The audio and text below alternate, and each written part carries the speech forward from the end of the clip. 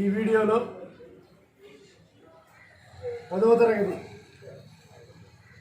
సంబంధించి వాస్తవ సంఖ్యలు అనే అధ్యాయంలో ఒక సమస్యను ఎక్స్ప్లెయిన్ చేయడం అయింది. దానిలో సమస్య కింది కొన్ని వాస్తవ సంఖ్యల దశాంశ రూపాలు ఇవ్వబడినవి.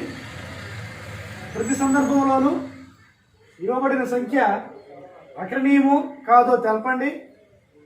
ఆ సంఖ్య అకరణీయమై P/Q రూపంలో రాయగలిగితే Q యొక్క ప్రధాన కారణాంకాలను గురించి నీవు ఏమి చెప్పగలవు? ఒకటోది 43.12345678. రెండోది 0.120 1200 12000 12000 అండ్ సో ఆన్. మూడోది 43.12345678 123456789 బార్ ఉంది. ఇక్కడ మనం అకరణీయ సంఖ్య అంటే ఏంది, కరణీయ సంఖ్య అంటే ఏంది అది తెలుసుకోవాలి. ఫస్ట్ అకరణీయ సంఖ్య అంటే P/Q రూపంలో ఉండే భిన్నాలు. P/Q రూపంలో ఉన్నప్పుడు P, Q ఏమై ఉండాలి? దానికి జెడ్ అయి ఉండాలి. మళ్ళా Q కూడా 0 కాకూడదు. P/Q such that P, Q belongs to Z, Q not equal to 0 అయ్యేటట్లు కనుకుంటే వాటిని అకరణీయ సంఖ్యలు అంటారు. ఉదాహరణకు 1/2 P/Q రూపంలో ఉన్నది. హారం అంటే Q హారం 0 కాదు కాబట్టి ఇది ఒక అకరణీయ సంఖ్య. దీనిని దశాంశ సంఖ్యలోకి మారిస్తే 0.5 అవుతుంది. అలాగే 1/3 0.333 అండ్ సో ఆన్. దీన్నే 0.3 ఆ 3 మళ్ళా వస్తుంది. దాన్ని పునరావృతం చెందటం అంటాం. కాబట్టి దాన్ని రాయడానికి 0.3 రాసి 3 మీద బార్ అని రాసి 2/3 అన్నా ఉంటుంది.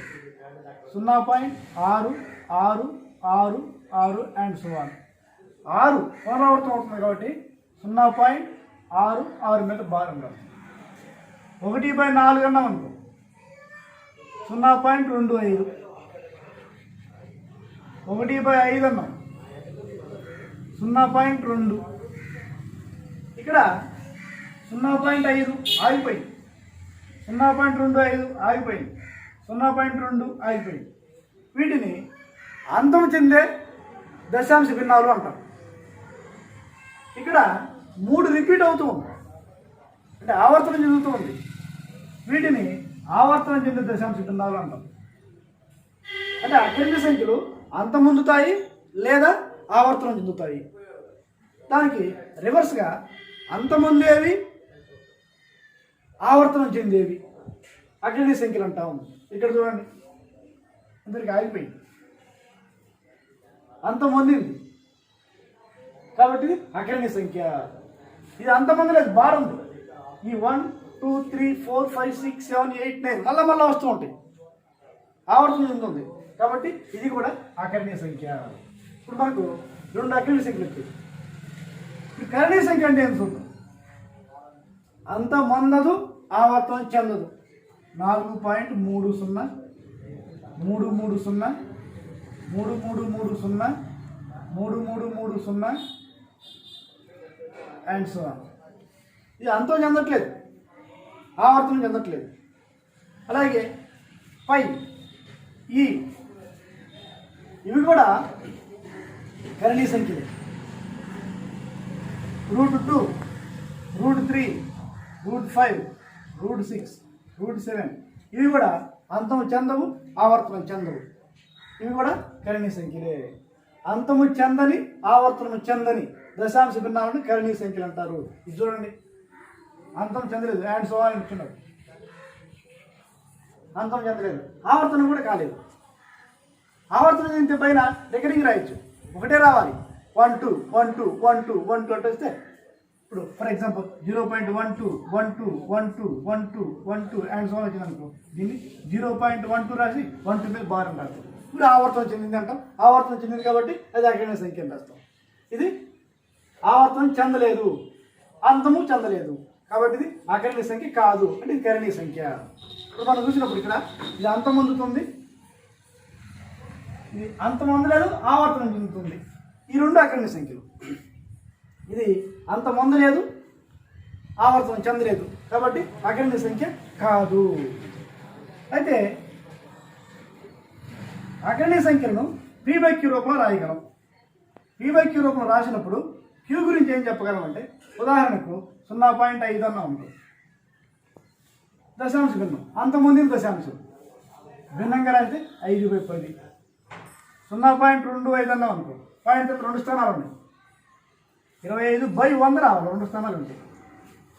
0.173 అన్నా అనుకో, 173/1000 రావాలి, 4 స్థానాలు అంటే 10,000 వస్తుంది. అంటే అంత ముందితే హారాలుగా 10, 100, 1000, తర్వాత 10,000 అండ్ సో ఆన్ ఇవే ఉంటాయి. వీటిని ప్రధాన కారణంగా లబ్ధంగా రాస్తే 10ని 2 × 5 అని రాయచ్చు, 100ని 2² × 5² అని రాయచ్చు, 1000ని 2³ × 5³ అని రాస్తాం, 10,000ని 2⁴ × 5⁴ అని రాస్తాం. అంటే వాటి యొక్క ప్రధాన కారణాంకాల లబ్ధంలో కేవలం 2, 5 అవే ఉంటాయి. 2, 5, 2, 5, 2, 5. అంటే అది అంతం చెందింది అంటే దాని ప్రధాన కారణాంకాల లబ్ధంలో 2, 5 మాత్రమే ఉంటాయి. అంతం చెందలేదు, ఆవర్తనం చెందుతుంది అంటే 2, 5 కాకుండా వాటితో పాటు కనీసం మరొక ప్రధాన సంఖ్య ప్రధాన కారణాంకాల లబ్ధంలో ఉండాలి. ఇప్పుడు ఒకటోది రాద్దాం. ఒకటోది 43.123456789. ఇదేమవుతుంది? అంతం చెందింది. అంతం చెందిందంటే ఏ సంఖ్య? అకరణీయ సంఖ్య. ఇది అంతం చెందింది.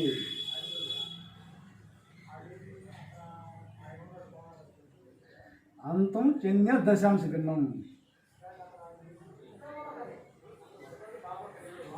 దేర్ఫోర్ ఇది అకరణీయ సంఖ్య.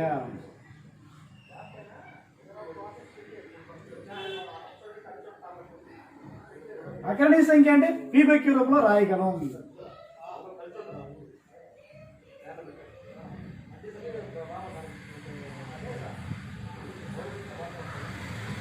ఇది అంతం చెందింది కాబట్టి దాని హారం అంటే దాని P/Q రూపంలో రాసినప్పుడు దాని హారం అంటే Q యొక్క ప్రధాన కారణాంకాలలో 2, 5 మాత్రమే ఉంటాయి. దేర్ఫోర్ Q యొక్క ప్రధాన కారణాంకాలలో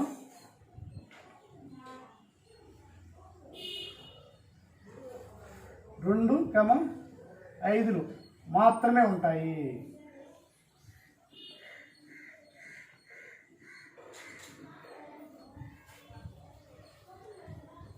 తర్వాత రెండవ చూద్దాం. 0.12 0 1200 12000 1200000 అండ్ సో ఆన్. ఇది అంతం చెందలేదు, ఆవర్తనం కూడా చెందలేదు. అంతము చెందని ఆవర్తన చెందని దశాంశ భిన్నాలను కరణీయ సంఖ్యలు అంటారు. అంటే ఇది అకరణీయ సంఖ్య కాదు. ఇది అంతం చెందలేదు, ఆవర్తనము చెందలేదు.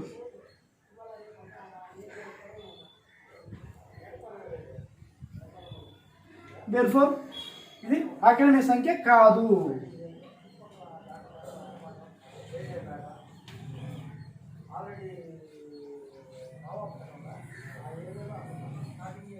అకరణీయ సంఖ్య కాదు అంటే P/Q రూపంలో రాయలేము. దీనిని P/Q రూపంలో రాయలేము. నెక్స్ట్ మూడో చూద్దాం.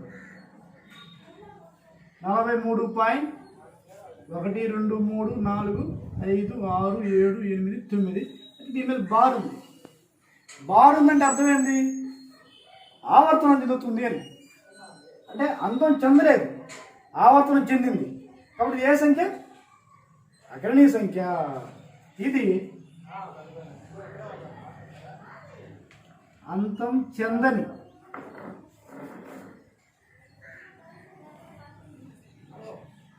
ఆవర్తనం చెందే దశాంశ భిన్నం ఉంది.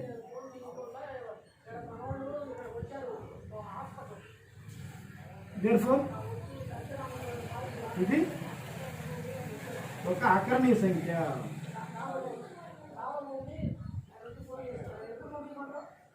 అయితే దీన్ని పీ/క్యూ రూపంలో రాయగలం. ఇప్పుడు అంతం చెందితే పీ/క్యూ రూపంలో రాయగలం, అంతం చెందనప్పుడు ఆవర్తనం చెందితే పీ/క్యూ రూపంలో రాయగలం. దీనిని పీ/క్యూ రూపంలో రాయగలము. పీ/క్యూ రూపంలో రాసిన తర్వాత అంతం పొందింది అంటే ఆ క్యూలో 2 5 మాత్రమే ప్రధాన కారణాంకాలు ఉంటాయి. అంతము చెందని ఆవర్తనం చెందితే ఆ 2 5లే కాకుండా వాటితో పాటు కనీసం మరొక ప్రధాన సంఖ్య ప్రధాన కారణాంకాల్లో ఉంటుంది. therefore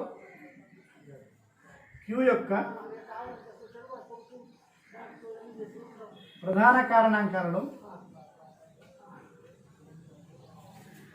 2 5లే కాకుండా 5లతో పాటు కనీసం మరొక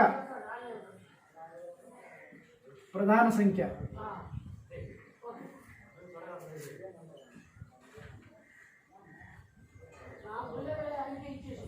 కారణాంకంగా ఉంటుంది.